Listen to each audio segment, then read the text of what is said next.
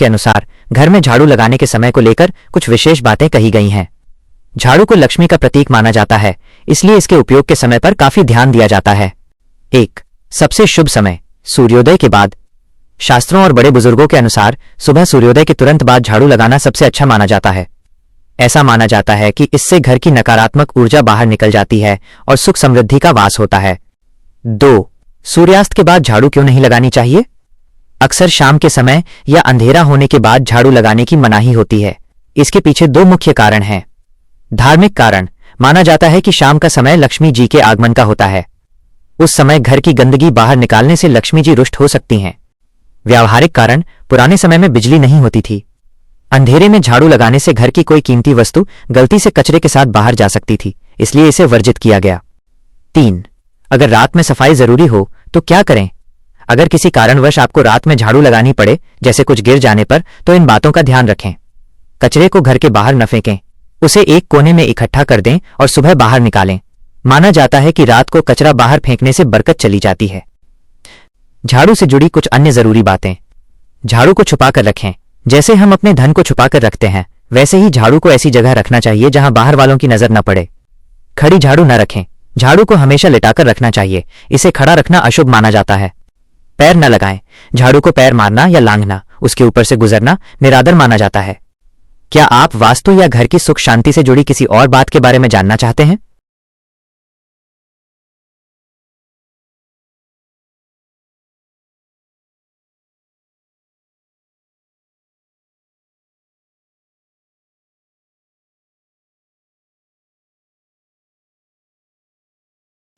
घर के चूल्हे या रसोई की सफाई करके ही खाना बनाने की परंपरा के पीछे धार्मिक, सांस्कृतिक और वैज्ञानिक तीनों कारण छिपे हैं। हमारे समाज में रसोई को घर का सबसे पवित्र स्थान माना जाता है। इसके पीछे के मुख्य कारण यहां दिए गए हैं। 1. शुद्धता और मां अन्नपूर्णा का सम्मान। हिंदू धर्म में भोजन को प्रसाद के समान माना जाता है। रसोई में मां अन्नपूर्णा का वास माना जाता है। गंदे चूल्हे पर खाना बनाना उनका अनादर माना जाता है। मान्यता है कि स्वच्छ स्थान पर खाना बनाने से अन्न में बरकत रहती है और परिवार के सदस्यों का मन भी शुद्ध रहता है। 2. स्वच्छता और स्वास्थ्य, हाइजीनिक रीजंस। वैज्ञानिक दृष्टिकोण से देखें तो रात भर में रसोई और चूल्हे पर छोटे मोटे कीट जैसे कॉकरोच या चींटियां आ सकते हैं। सुबह चूल्हा साफ करने से रात की जमी धूल और कीटाणु खत्म हो जाते हैं। साफ चूल्हे पर खाना बनाने से बीमारियों का खतरा कम होता है और भोजन की पौष्टिकता बनी रहती है। 3. सकारात्मक ऊर्जा, पॉजिटिव एनर्जी।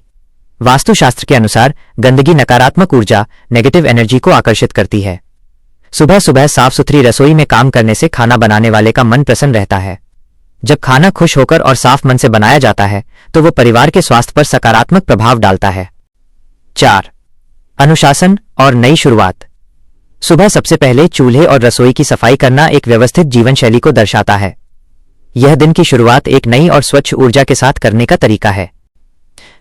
एक खास टिप, पुराने समय में लोग चूल्हे को लीपने, मिट्टी या गोबर से साफ करने की परंपरा निभाते थे, जो आज के समय में पोंछा लगाने या गीले कपड़े से चूल्हा साफ करने के रूप में बदल गई है। क्या आप रसोई से जुड़ी किसी खास दिशा या वास्तु नियम के बारे में भी जानना चाहते हैं?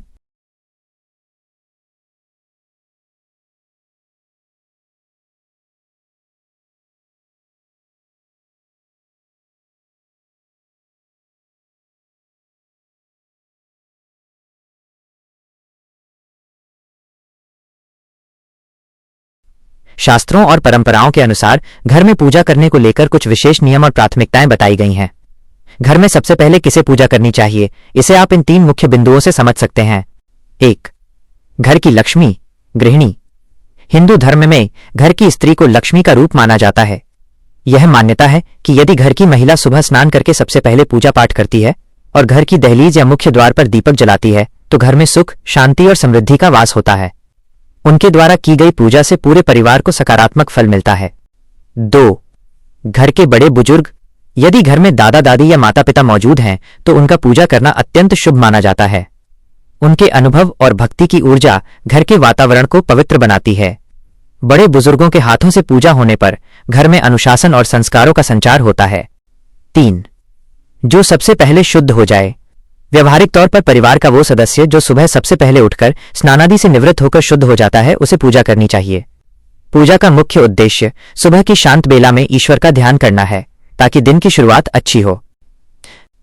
देवताओं में सबसे पहले किसकी पूजा होती है? अगर आप ये पूछना चाह रहे हैं कि पूजा करते समय सबसे पहले किस देवता का नाम लेना चाहिए, तो इसका उत्तर है भगवान गणेश। इन्हें प्रथम पूज्य कहा जाता है। किसी भी पूजा, अनुष्ठान या नए काम की शुरुआत में सबसे पहले श्री गणेश की पूजा अनिवार्य है। उनके बिना कोई भी पूजा पूर्ण नहीं मानी जाती। कुल देवी या कुल देवता, गणेश जी के बाद अपने कुल के देवी देवताओं का स्मरण करना चाहिए। पंचदेव, शास्त्रों के अनुसार गणेश, शिव, विष्णु, दुर्गा और सूर्य, इन 5 देवों का ध्यान सबसे पहले करना शुभ होता है। एक जरूरी सुझाव, शास्त्रों में यह भी कहा गया है कि पूजा कोई भी करे, लेकिन घर के सभी सदस्यों को कम से कम आरती के समय एक साथ सम्मिलित होना चाहिए। इससे परिवार में एकता और प्रेम बढ़ता है।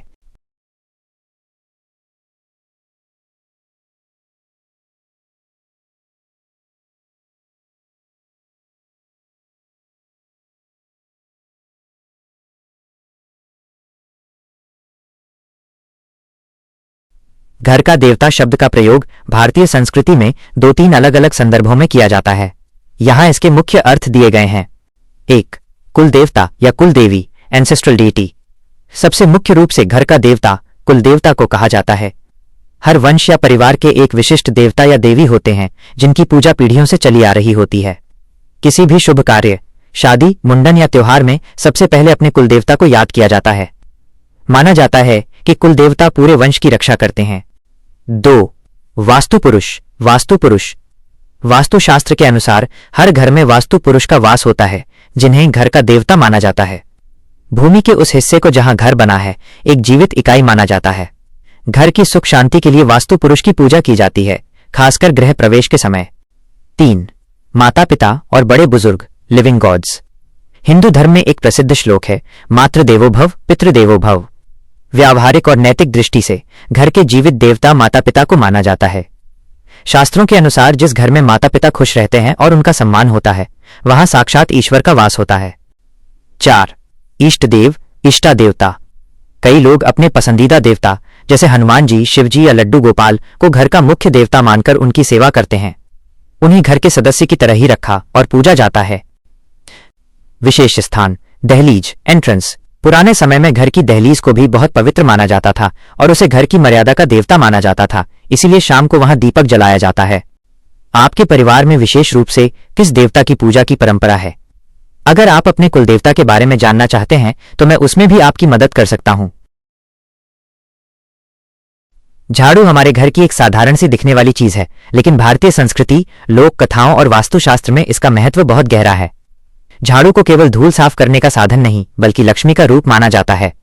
आइए झाड़ू से जुड़ी कुछ रोचक कहानियों और मान्यताओं के बारे में जानते हैं। 1. झाड़ू और देवी लक्ष्मी का संबंध। पौराणिक मान्यताओं के अनुसार झाड़ू को दरिद्रता, गरीबी को घर से बाहर निकालने और लक्ष्मी समृद्धि को भीतर लाने का प्रतीक माना जाता है। एक प्राचीन कथा के अनुसार जब देवी लक्ष्मी पृथ्वी पर विचरण करती हैं तो वे उन्हीं घरों में वास करती हैं जहां साफ सफाई होती है। झाड़ू उस स्वच्छता का माध्यम है। इसी कारण दिवाली के दिन नई झाड़ू खरीदने की परंपरा है। माना जाता है कि धनतेरस पर झाड़ू घर लाने से साल भर बरकत बनी रहती है। 2.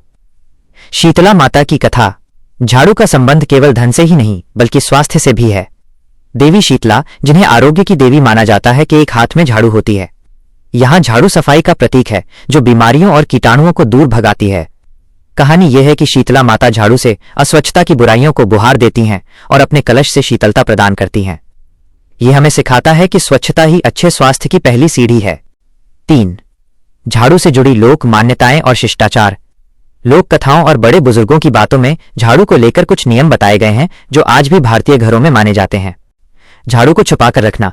जैसे हम अपना धन तिजोरी में छुपाकर रखते हैं, वैसे ही पुरानी कहानियों में कहा गया है कि झाड़ू को ऐसी जगह रखना चाहिए जहां बाहर से आने वाले की नजर तुरंत न पड़े। शाम के समय झाड़ू न लगाना। कहा जाता है कि सूर्यास्त के बाद घर में झाड़ू नहीं लगानी चाहिए। इसके पीछे का व्यावहारिक तर्क ये था कि पुराने समय में बिजली नहीं होती थी और शाम के अंधेरे में सफाई करते समय घर की कोई कीमती चीज बाहर गिर सकती थी। झाड़ू को पैर न लगाना। झाड़ू को लक्ष्मी माना जाता है, इसलिए इसे पैर मारना या लांघना अशुभ माना जाता है। यदि गलती से पैर लग जाए तो उसे प्रणाम करने की परंपरा है। 4. एक सीख भरी कहानी। एक गांव में एक बहुत ही गरीब महिला रहती थी। उसके पास धन तो नहीं था, लेकिन वो रोज सुबह ब्रह्म मुहूर्त में उठकर अपने घर के आंगन को झाड़ू से साफ करती थी। वह कहती थी, मैं भले ही गरीब हूं, लेकिन मेरे घर का द्वार हमेशा लक्ष्मी के स्वागत के लिए साफ रहेगा। एक दिन एक राहगीर वहां से गुजरा और उसने देखा कि पूरे गांव में केवल उसी महिला का घर चमक रहा था। उसने उसे कुछ स्वर्ण मुद्राएं दी। लोगों ने कहा कि यह उसकी किस्मत थी, लेकिन महिला जानती थी कि यह उसकी नियमित स्वच्छता और झाड़ू के प्रति सम्मान का फल था। निष्कर्ष: झाड़ू हमें सिखाती है कि कोई भी काम छोटा नहीं होता, वो खुद घिस जाती है, लेकिन झाड़ू के बारे में कुछ और गहरी और दिलचस्प कहानियां व मान्यताएं यहां दी गई हैं जो इसके आध्यात्मिक और व्यावहारिक महत्व को दर्शाती हैं। 5. अलक्ष्मी को विदा करने की कथा। पौराणिक कथाओं में अलक्ष्मी का वर्णन आता है, जो देवी लक्ष्मी की बड़ी बहन मानी जाती हैं। जहां लक्ष्मी सुख और समृद्धि लाती हैं, वहीं अलक्ष्मी दरिद्रता, कलह और गंदगी की प्रतीक हैं। कहा जाता है कि अलक्ष्मी को गंदगी और कबाड़ बहुत प्रिय है। जब हम घर में झाड़ू लगाते हैं तो हम प्रतीकात्मक रूप से अलक्ष्मी, दरिद्रता को घर से बाहर निकालते हैं। इसीलिए पुरानी परंपरा है कि सुबह सबसे पहले घर की सफाई की जाए, ताकि लक्ष्मी के आगमन से पहले अलक्ष्मी विदा हो जाए। 6. झाड़ू और शकुन शास्त्र। भारतीय समाज में झाड़ू से जुड़े कई शकुन और अपशकुन प्रचलित हैं, जो कहानियों के माध्यम से एक पीढ़ी से दूसरी पीढ़ी तक पहुंचे हैं। नया घर और नई झाड़ू। लोक मान्यता है कि जब भी कोई नए घर में गृह प्रवेश करता है तो उसे अपने साथ एक नई झाड़ू लेकर ही जाना चाहिए। पुरानी झाड़ू को पुराने घर में ही छोड़ देना चाहिए या विसर्जित कर देना चाहिए, ताकि पुराने घर की नकारात्मकता नए घर में ना आए। झाड़ू का गिरना। यदि झाड़ू बार बार हाथ से गिरती है तो इसे घर में किसी अनचाहे मेहमान के आने का संकेत माना जाता है। खड़ी झाड़ू। झाड़ू को कभी भी खड़ा करके नहीं रखना चाहिए। लोक कथाओं के अनुसार खड़ी झाड़ू घर में कलह या झगड़े का कारण बनती है। इसे हमेशा लेटाकर रखना चाहिए। 7. तंत्र, शास्त्र और झाड़ू। तंत्र और टोने टोटकों से जुड़ी लोक कथाओं में भी झाड़ू का जिक्र मिलता है। कई गांवों में यह मान्यता है कि यदि किसी बच्चे को नजर लग गई हो तो झाड़ू के एक छोटे से तिनके को जलाकर या झाड़ू के ऊपर से वार कर उसे दूर किया जा सकता है। हालांकि यह अंधविश्वास का हिस्सा है, लेकिन यह दिखाता है कि समाज में झाड़ू को केवल एक वस्तु नहीं, बल्कि एक रक्षक के रूप में भी देखा गया है। 8. झाड़ू का दान। धार्मिक दृष्टि से झाड़ू का दान भी बहुत महत्वपूर्ण माना गया है। ऐसी मान्यता है कि यदि कोई व्यक्ति आर्थिक तंगी से गुजर रहा है तो उसे किसी मंदिर में ब्रह्म मुहूर्त, सूर्योदय से पहले में झाड़ू का दान करना चाहिए। कई कहानियों में उल्लेख है कि निस्वार्थ भाव से मंदिर की सफाई करने और वहां झाड़ू भेंट करने से सोया हुआ भाग्य जाग जाता है। सारांश, सीख। झाड़ू की ये कहानियां हमें दो मुख्य बातें सिखाती हैं। 1. स्वच्छता ही ईश्वर की भक्ति है। जहां सफाई है वहीं सकारात्मक ऊर्जा का वास होता है। 2. सम्मान।